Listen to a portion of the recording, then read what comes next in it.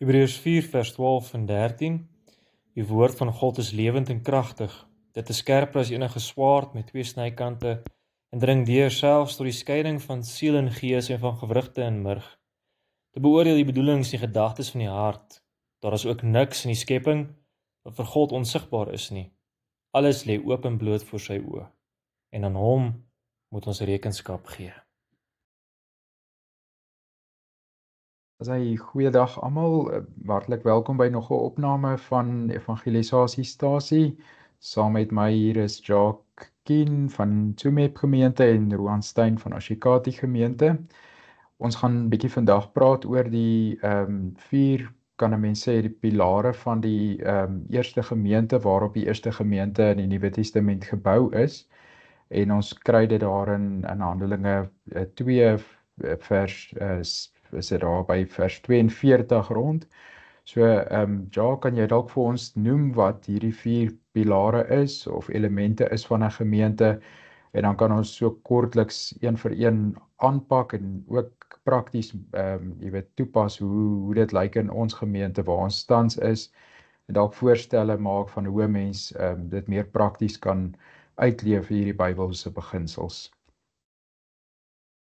Ja goed, ja, baie dankie vir die geleentheid weer eens. Is lekker om hier saam dit te kan wees, en ja, ons gaan nou kyk hoe ons onsself heelhartig as gemeentes kan toelê op die leer van die apostels, onderlinge verbondenheid, gemeenskaplike maaltyd en dan gebede. Wat dit beteken om waarlik gemeente te wees, wat ons dan kan leer by die vroeglike kerk in die Nuwe Testament. En ja, dis eintlik baie mooi wat mense dan sien daar. Die leer van die apostels is dit wat hulle, die apostels was 'n opdrag van Jesus Christus, die mense wat die evangelie, die goeie boodskap van ons Here Jesus Christus oor sy leer en sy lewe moes gaan getuig het. En die leer van die apostels is dan vir ons dan uiters belangrik, want dit leer vir ons dat Jesus Christus wel vir al ons sondes gesterf het, dat die Messias wat in die Ou Testament openbaar is, wel in die Nuwe Testament gekom het, en dat hy vir ons ingetree het en vir ons sondes volkomme versoening gedoen het. En daarom het ons die grootste voorreg om nou in 'n herstelde verhouding met die Here te wees, gevul met die Heilige Gees, soos het my vorige opname gedoen, bekeer te kan wees, weg te kan draai van ons sondes af, en 'n gemeente kan wees wat in diens is van ons Here Jesus Christus, waar hy die hoof is van die kerk, en ons sy liggaam, waar ons as liggaam dan doen presies wat hy as hoof dan vir ons sê, net soos 'n kop aan 'n liggaam geheg is. En deel van daai leer is dan wat die Here van ons verwag as gemeente, wat die Here vir ons in sy woord openbaar. En dit is nogals die mooi daarachter, dat die Here deur die verkondiging van hierdie evangelie, deur die verkondiging van hierdie blye boodskap dan werk om mense in die geloof toe te rus. Ons hoor dit byvoorbeeld Efesiërs 4, waar gelowiges toegerus word deur die evangelie, sodat hulle as kinders van die Here ook kan leef in dit wat hulle gehoor het, dit wat hulle geleer het van die Here. En dit is eintlik deel van die opdrag wat die Here Jesus Christus ook voor te opgevaar het, hemel toe, aan die apostels gegee het, is om hulle, dis nou daar in Matteus 28 vanaf vers 16 tot 20, eintlik hier van vers 18 meer, waar hy dan sê, maar gaan leer hulle om alles te onderhou wat ek julle beveel het.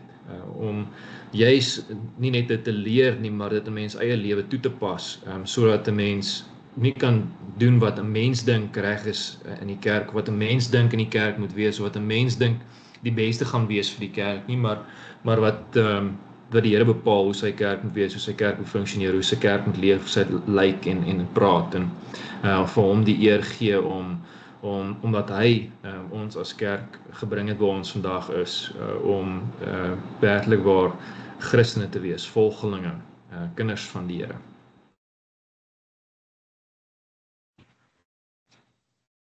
Dankie, Roan. Ja, jy kan gerus byvoeg. Ja, en dalk 'n bietjie prakties probeer maak hierdie 4 elemente. Dankie.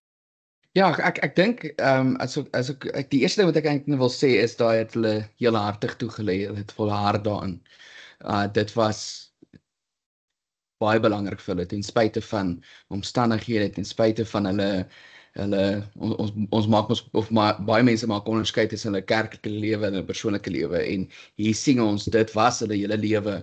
Hulle het hulle heelhartig toegelê. En die leer van die apostels, daardie tyd het hulle die Ou Testament gehad, hulle het nie die Nuwe Testament gehad nie.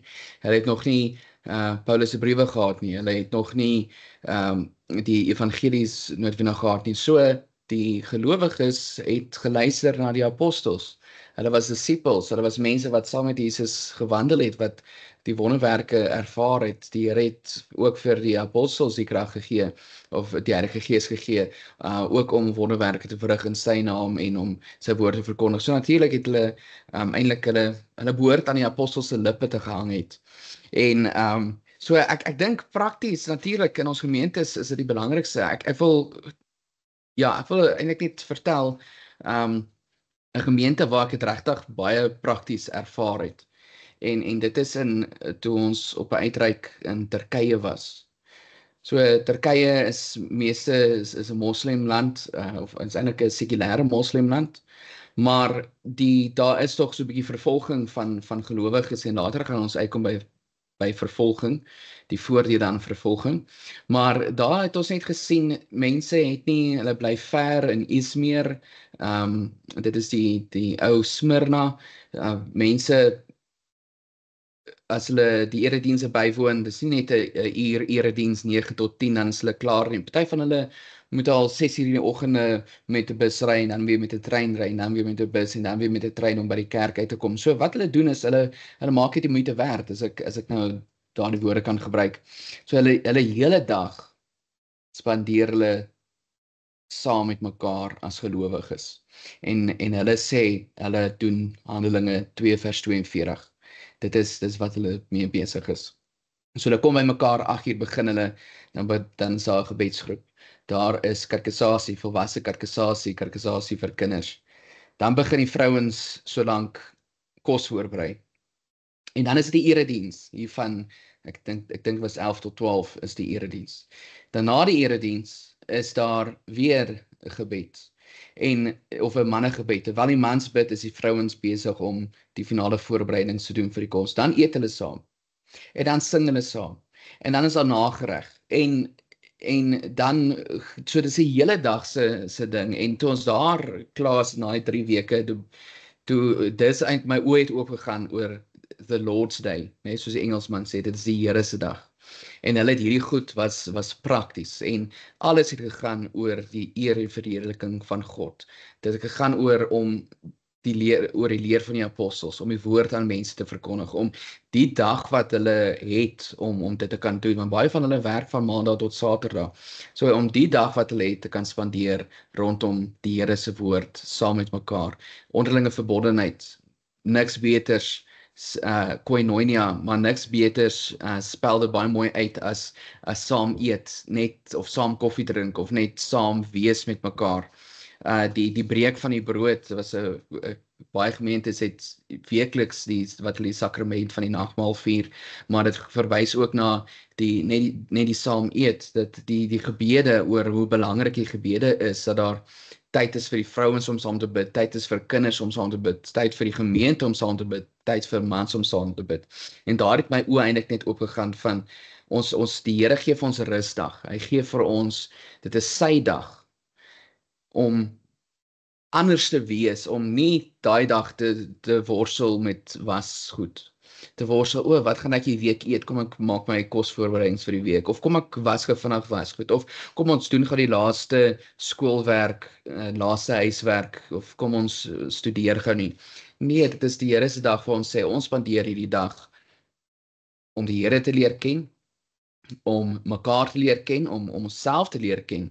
Ek dink Prof Chris van der Walt het altyd gesê, hoe gebruik jy regtig jou Sondag? En dit gaan oor jou verhouding met God.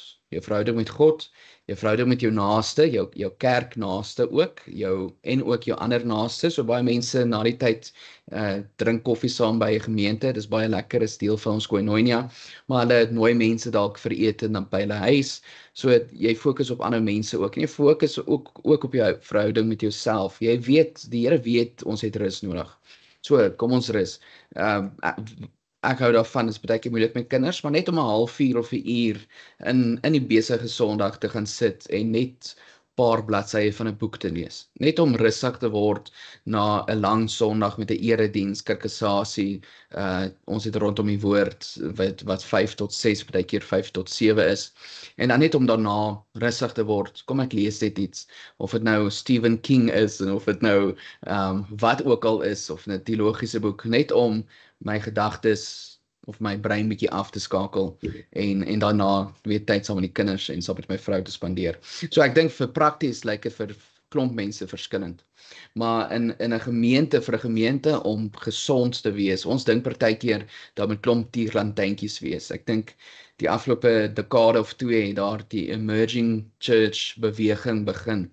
Wat gesê het ons moet seeker sensitive wees. So ons moet dink aan die mense wat wil kom en ons moet hulle onthaal, ons moet hulle op 'n manier kan betrokke kry. Kom ons kry 'n band. En nie dat daar's niks fout met 'n band en gaan oor ons Here loof en prys. As dit die gawes is wat in die gemeente gegee het en ons gebruik. Maar kom ons sit die nuutste ligte in. Kom ons doen wat ook al net om bietjie mense te trek. Kom ons drink koffie tydens die diens. Elkeen kan opstaan om 'n koffie tipe winkel tipe van vibe wees. So baie mense het hier lantyntjies, maar eintlik lees ons hierso terug na die begin, back to the basics, die basiese. En wat is die basiese? En die basiese is die leer van die apostels, die onderlinge verbondenheid, die gemeenskaplike maaltyd en die gebed. En wanneer hierdie dinge in 'n gemeente is, en later gaan ons leer oor die verkondiging van die evangelie, getuies wees, wanneer hierdie dinge deel is van 'n gemeente, dan gaan daar natuurlik, daar gaan nog steeds wrywing wees, of daar gaan altyd iets wees, maar ons gaan 'n gesonde gemeente wees, want ons doen die dinge van die Here, soos wat hy in sy woord ook verwag. Ek het nou baie gepraat, Daniel. Asseblief, jy kan maar 'n bietjie praat. Ja, baie dankie. Ja, dit is wonderlik om die getuienis te hoor van die gemeente in Turkye en sodoende verryk ons ook mekaar deur agter te kom hoe ander gelowiges selfs in ander wêrelddele dit doen en hulle leer weer by ons sekere goed, so dis wonderlik dat 'n mens by mekaar dit kan leer.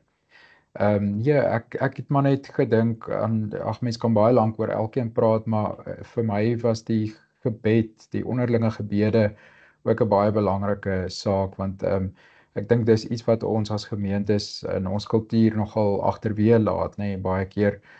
Ek dink as mens eerlik is en vra wanneer laas het jy saam met meer gelowiges saamgekom en gebid, dan gaan elkeen van ons skuldig staan, want dis maar gewoonlik die predikant op die preekstoel wat bid en intree namens die gemeente, maar eintlik het ons hierdie die voorbeeld van dat gelowiges saam kan kom en ook kan bid, en dit is iets waarna mens dalk ook weer kan werk, en ook die gemeenskap van gelowiges is iets wat mens regtig ook aan kan werk, oor die feit dat 'n mens nie net na kerk in jou kar klim en huis toe ry nie, soos jy nou mooi gesê het, dat 'n mens eintlik die hele dag kan uitsit vir die Here en vir sy kinders, vir mekaar ook.